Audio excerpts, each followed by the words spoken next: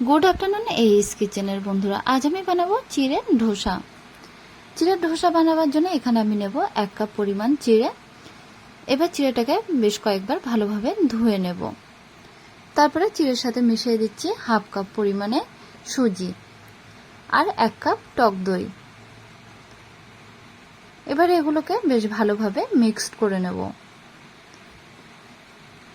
ভালোভাবে মিক্সড করে নিয়েছি। তারপরে দিয়ে দেবো 1/2 কাপ পরিমাণে জল। জলটা দিয়েও মিশিয়ে নেব।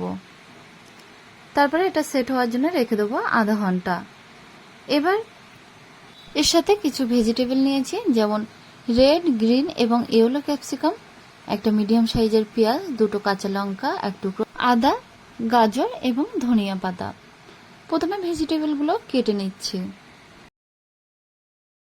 রেড, ইয়েলো এবং গ্রিন ক্যাপসিকামগুলো একদম ছোট ছোট করে কেটে নেব।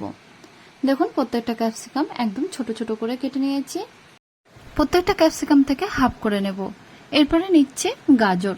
দেখুন, গাজরটাও একদম ছোট করে কেটে নিয়েছি। এরপরে হাফ পেঁয়াজ নিচ্ছি, সেটাও ছোট ছোট করে কেটে নেব।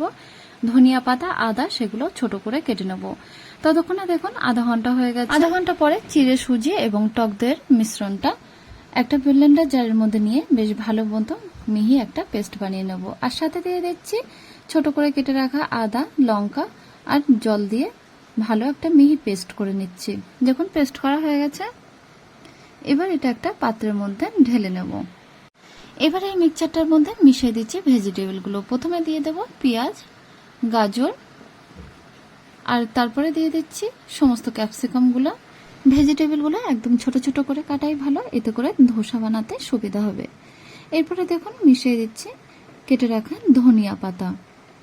তারপরে দিয়ে দেবো ছোট চামচের 1/2 চামচ বিট লবণ, 1/2 চামচ জিরে পাউডার, 1/2 চামচ গোলমরিচের পাউডার। তারপরে একটা ডিম ফাটিয়ে আলাদা করে দিয়ে দেবো। এই সব ইনগ্রেডিয়েন্টসগুলো একসাথে ভালোভাবে মিক্সড করে নেব। ধোসার ব্যাটারটা কিন্তু একদম রেডি হয়ে গেছে। এবার মিডিয়াম ফ্লেমে একটি ফ্রাই প্যান বসিয়ে ফ্রাই প্যানের মধ্যে 1 চামচ বাটার দিয়ে দেবো। বাটারটা যখন মেল্ট হয়ে আসবে তখন ফ্রাই প্যানের মধ্যে 1 থেকে 2 হাতা ব্যাটার দিয়ে দেবো। ব্যাটারটা দিয়ে একটা ঢাকনা দিয়ে রেখে দেবো 5 মিনিট। 5 মিনিট পরে ঢাকনাটা তুলে নেব। তারপরে দেখুন ধোসাটা উল্টিয়ে দেব। উল্টিয়ে একদম লো ফ্লেমে রেখে দেবো 2 মিনিট। 2 মিনিট পরে ধোসাটা কিন্তু একদম রেডি হয়ে গেছে।